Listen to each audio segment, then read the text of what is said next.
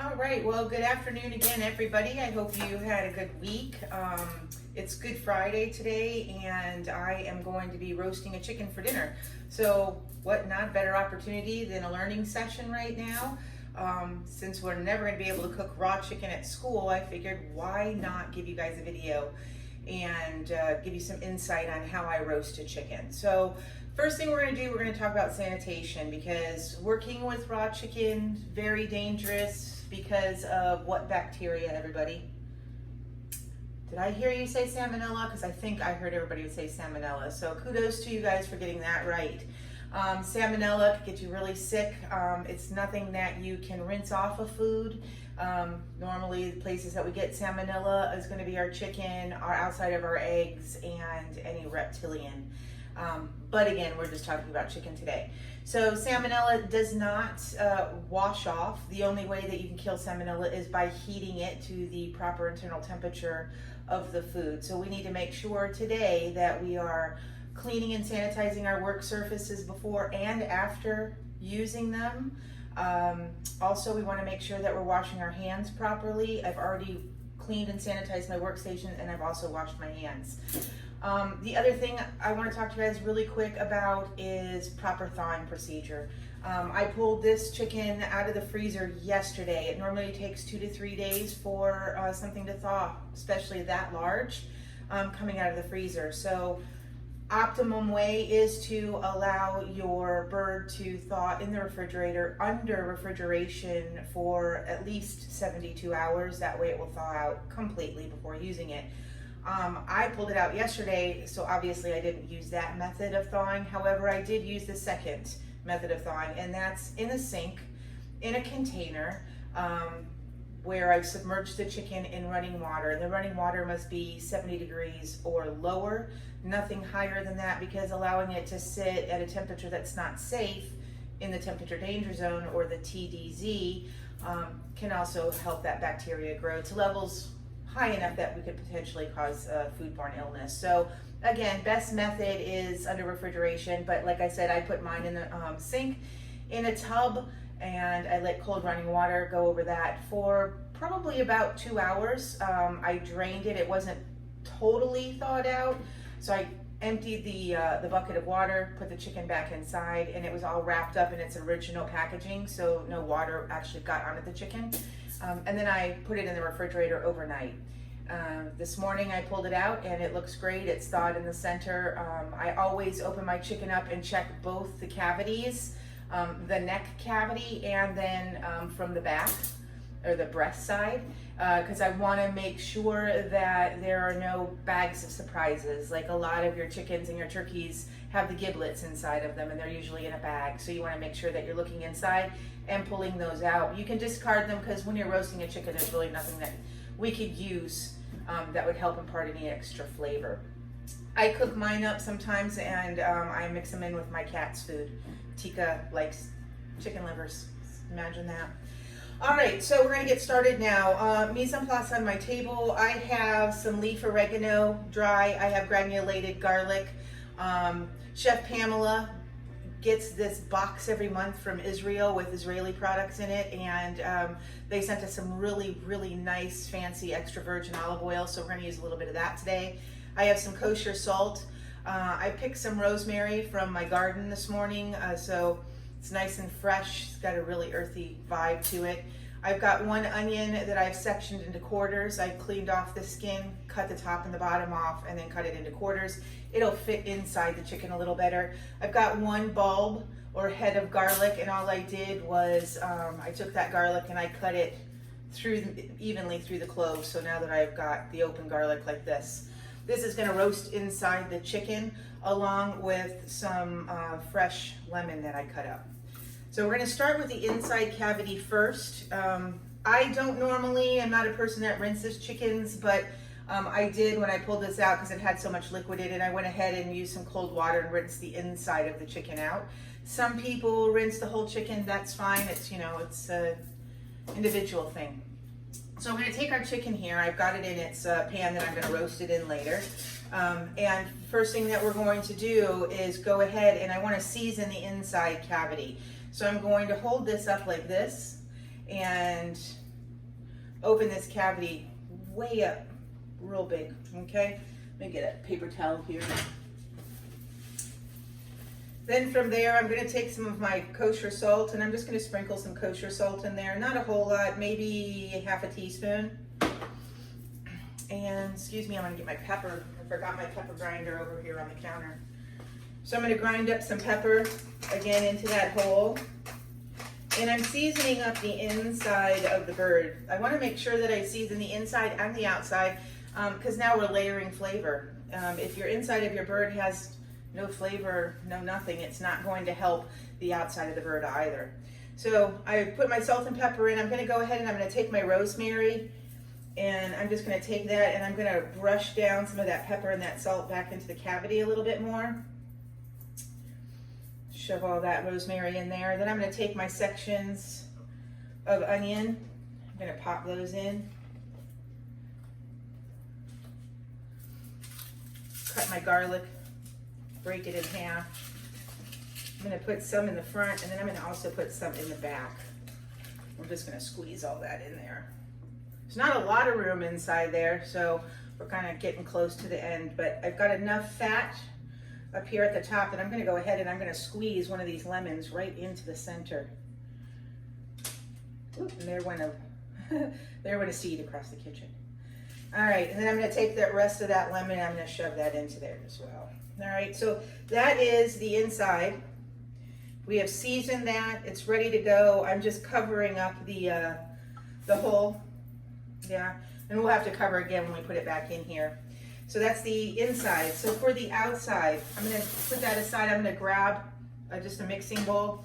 I'm gonna take the rest of my lemons and I'm gonna squeeze my lemons right into the bowl. I use one lemon as a reamer for the other to get all of those little juice pockets squeezed out so I get as much of that lemon juice as possible.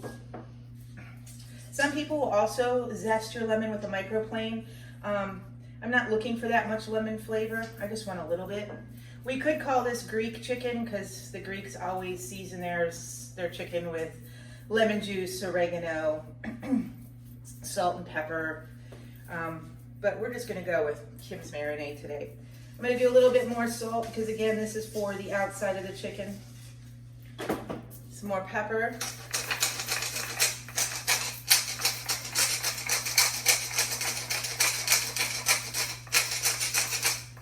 This is my peppercorns and my pepper grinder.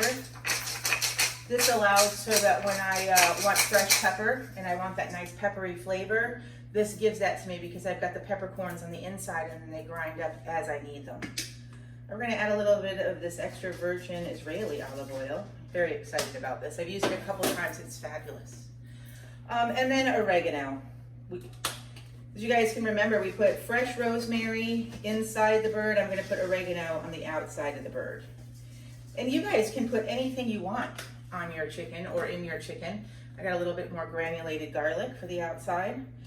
It's totally up to you. If I were gonna be doing an Asian meal tonight, I'd probably use ginger. I'd still use some lemon, maybe some lemongrass. Definitely some teriyaki, maybe some soy sauce. If I were going Italian, it would be totally oregano, parsley, basil, probably some of my fresh tomatoes from the garden I'd put on the inside, let those roast up. So I'm just swirling all this marinade around. So if you can see on the inside of the bowl, it's just all over the place. Even the lemon seeds are still in there. All right. So we should have a good mix on that. I'm gonna go ahead and I'm gonna take my chicken and I'm gonna put her breast side down right into that marinade. And I just wanna coat that chicken. If you guys can see, my lemon fell out, but we'll just stick it back in there. But as I'm rubbing the chicken around the bowl, it's picking up all of the marinade.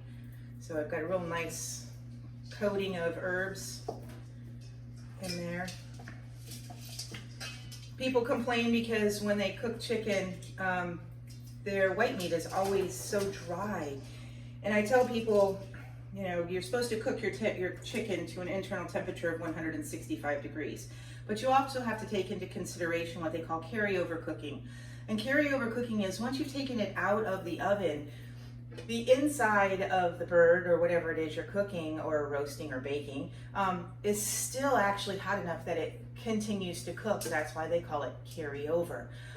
So if you take your bird out at 160 and you allow that bird to rest for 5-10 minutes, you are absolutely going to bring that that temperature up to high enough that you'll be able to kill all that salmonella if there were even any in there, and cook your bird so that the white meat's not dry. So I just took all of the ingredients out of here. I just poured that right onto the top of my chicken. So if you guys want to take a good look, you can see all the extra lemon juice at the bottom. The top looks super nice. I'm gonna go ahead and I'm gonna pop this into my oven. I've got it on convection roast, 375 degrees. This is a dry heat cooking method, meaning that we're not using any liquid in this chicken to cook other than that little bit of marinade, but it's not high enough up the side of the bird to consider it moist heat because we're not braising, so we are roasting. So again, dry heat cooking method. As soon as this bad girl is out of the oven, I will continue with this video and show you guys our finished products. So hang in there and we'll be right back.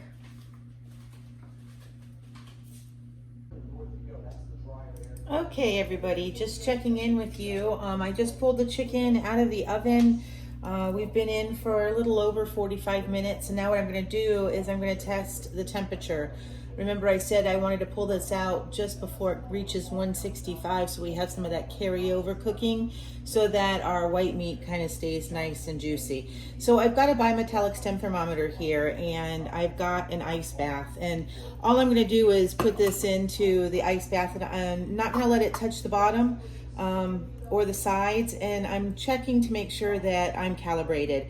My bimetallic stem thermometer should read 32 degrees.